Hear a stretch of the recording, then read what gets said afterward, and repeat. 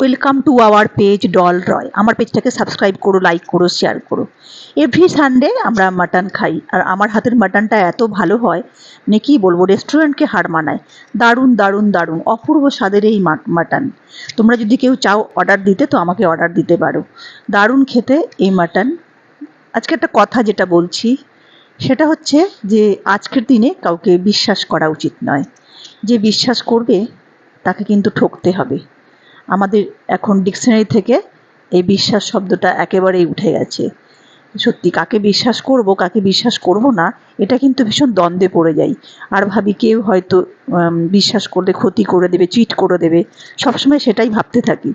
তো বাস্তব এটা আমাদের শিখিয়েছে যে তুমি বিশ্বাস করলে তোমাকে ঠকতেই হবে।